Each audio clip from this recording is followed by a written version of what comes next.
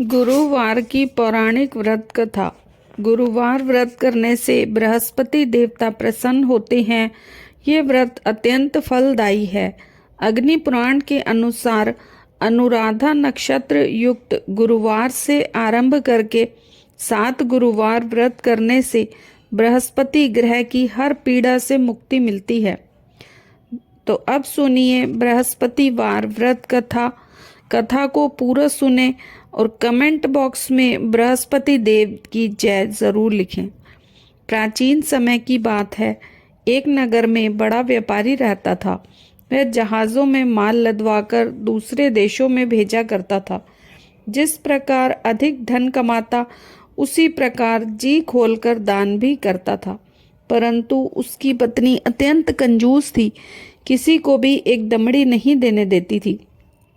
एक बार सेठ जब दूसरे देश व्यापार करने गया तो पीछे से बृहस्पति देव ने साधु वेश में उसकी पत्नी से भिक्षा मांगी। व्यापारी की पत्नी बृहस्पति देव से बोली, हे साधु महाराज, मैं इस दान और पुण्य से तंग आ गई हूँ। आप कोई ऐसा उपाय बताएं जिससे मेरा सारा धन नष्ट हो जाए और मैं आराम से रह सकूं। मैं ये धन लूटता हुआ नहीं देख सकती। बृहस्पति देव ने कहा, हे देवी, तुम बड़ी विचित्र हो। संतान और धन से कोई दुखी होता है? अगर धन अधिक है तो इसे शुभ कार्यों में लगाओ। कुंवारी कन्या का विवाह कराओ, विद्यालय और बाग बगीचों का निर्माण कराओ।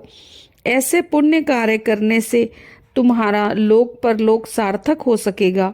परंतु साधु की इन बातों से व्यापारी की पत्नी को खुशी नहीं हुई।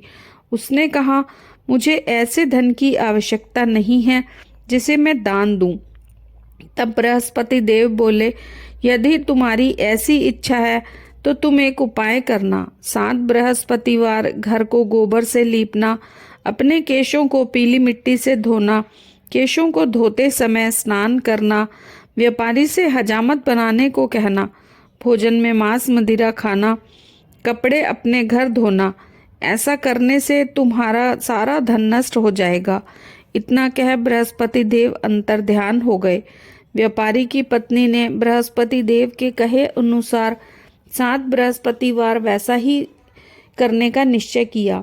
केवल 3 बृहस्पतिवार ही बीते थे कि उसकी समस्त धन संपत्ति नष्ट हो गई और वह परलोक से धार गई।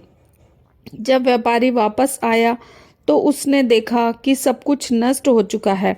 उस व्यापारी ने अपनी पुत्री को सांत्वना दी और दूसरे नगर में जाकर बस गया। वहां वह जंगल से लकड़ी काट कर लाता और शहर में बेचता। इस तरह अपना जीवन व्यतीत करने लगा। एक दिन उसकी पुत्री ने दही खाने की इच्छा प्रकट की, लेकिन व्यापारी के पास दही खरीदने के पैसे नहीं थे। वह अपनी पुत्री को आश्वासन देकर जंगल में लकड़ी काटने चला गया। वहां एक वृक्ष के नीचे बैठ अपनी पूर्व दशा पर विचार कर रोने लगा। उस दिन बृहस्पतिवार था। तभी वहां बृहस्पति देव साधु के रूप में सेठ के पास आए और बोले, हे मनुष्य, तू इस जंगल में किस चिंता में बैठा है? तब व्यापारी बोला, हे महाराज, आप सब कुछ जानते हैं। इतना कह व्यापारी बोला, अपनी कहानी सुनाकर रो पड़ा। बृहस्पति देव बोले, देखो बेटा, तुम्हारी पत्नी ने बृहस्पति देव का अपमान किया था, इसी कारण तुम्हारा ये हाल हुआ है। लेकिन अब तुम किसी प्रकार की चिंता मत करो। तुम गुरुवार के दिन बृहस्पति देव का पाठ करो।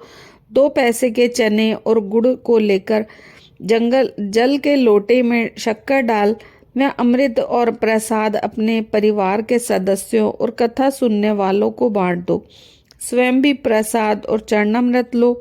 भगवान तुम्हारा अवश्य कल्याण करेंगे। साधु की बात सुन व्यापारी बोला, महाराज, मुझे तो इतना भी नहीं बचता कि मैं अपनी पुत्री को दही लाकर दे सकूं। इस पर साधु बोले कि तुम लकड़ियां शहर में बेचने जाना। तुम्हें लकड़ियों के दाम पहले से चौगने मिलेंगे, जिससे तुम्हारे सारे कार्य सिद्ध हो जाएंगे। उसने लकड़ियां काटी और जंगल में और शहर में बेचने के लिए चल पड़ा। उसकी लकड़ियां अच्छे दाम में बिक गई, जिससे उसने अपनी पुत्री के लिए दही लिया और गुरुवार की कथा हेतु चना गुड़ लेकर कथा की और प्रसाद बांटकर स्वयं भी खाया।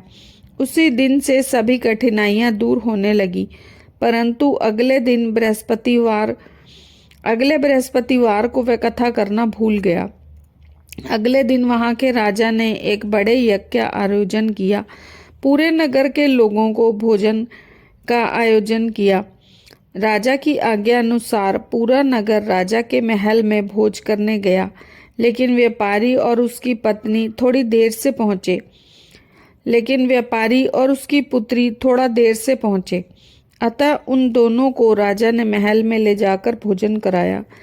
जब वो दोनों लौटकर आए तब रानी ने देखा कि उनका खूंटी पर टंगा हुआ हार गायब है। रानी को व्यापारी और उसकी पुत्री पर संदेह हुआ कि उसका हार उन दोनों ने ही चुराया है। राजा की आज्ञा से उन दोनों को कारावास की कोठरी में कैद कर दिया गया। कैद में पड़कर दोनों अत्यंत दुखी हुए। वहां उन्होंने बृहस्पति देव का स्मरण किया। बृहस्पति देव ने प्रकट होकर व्यापारी को उसकी भूल का आभास कराया और उन्हें सलाह दी कि गुरुवार के दिन कैद खाने के दरवाजे पर तुम्हें 2 पैसे मिलेंगे। उनसे तुम चने और मुनक्का मंगाकर बृहस्पति देव का पूजन करना, तुम्हारे सब दुख दूर हो जाएंगे। बृहस्पतिवार को कैद खाने के दरवाजे पर उन्हें 2 पैसे बाहर सड़क पर एक स्त्री जा रही थी। व्यापारी ने उसे बुलाकर गुड़ और चने लाने को कहा। इस पर स्त्री बोली, मैं अपनी बहू के लिए गहने लेने जा रही हूँ, मेरे पास समय नहीं है। इतना कह वह चली गई।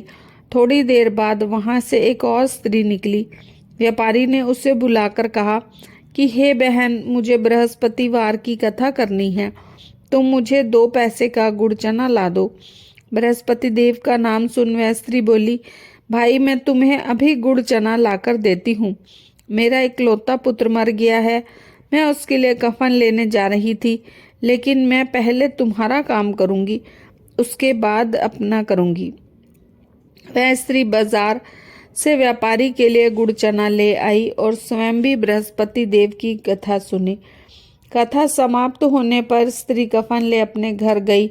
घर पर लोग उसके पुत्र की लाश को राम नाम सत्य कहते हुए शमशान ले जाने की तैयारी कर रहे थे। स्त्री बोली, मुझे अपने लड़के का मुख देख लेने दो। अपने पुत्र का मुख देख उस स्त्री ने उसके मुंह में प्रसाद और चरणामृत डाला। प्रसाद और चरणामृत के प्रभाव से वह पुनः जीवित हो गया। पहली स्त्री जिसने बृहस्पति देव का निरादर किया था, वह जब अपने पुत्र के विवाह हेतु पुत्र वधू के लिए गहने लेकर लौटी और जैसे ही उसका पुत्र घोड़ी पर बैठकर निकला, वैसे ही घोड़ी ने ऐसी छलांग मारी कि घोड़ी से गिरकर मर गया। ये देख स्त्री रो रो कर बृहस्पति देव से क्षमा याचना करने लगी। उस स्त्री की याचना से बृहस्पति देव साधु वेश में वहां पहुंचकर कहने लगे, देवी, तुम्हें अधिक विलाप करने की आवश्यकता नहीं। ये बृहस्पति देव का अनादर करने के कारण हुआ है। तुम वापस जाकर मेरे भक्त से क्षमा मांगकर कथा सुनो, तभी तुम्हारी मनोकामना पूर्ण होगी। जेल में जाकर उस स्त्री ने व्यापारी से माफी मांगी और कथा सुनी। कथा के उपरांत प्रसाद और चरणामृत लेकर अपने घर वापस गई। घर आकर उसने चरणामृत अपने मृत पुत्र के मुख में डाला। चरणामृत के प्रभाव से उसका पुत्र भी जीवित हो उठा।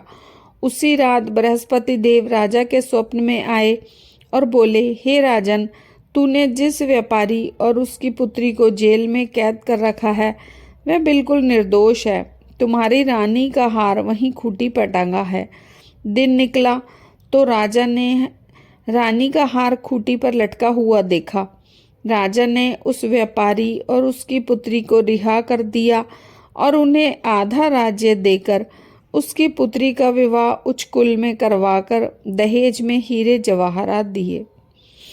जय बृहस्पति देव महाराज।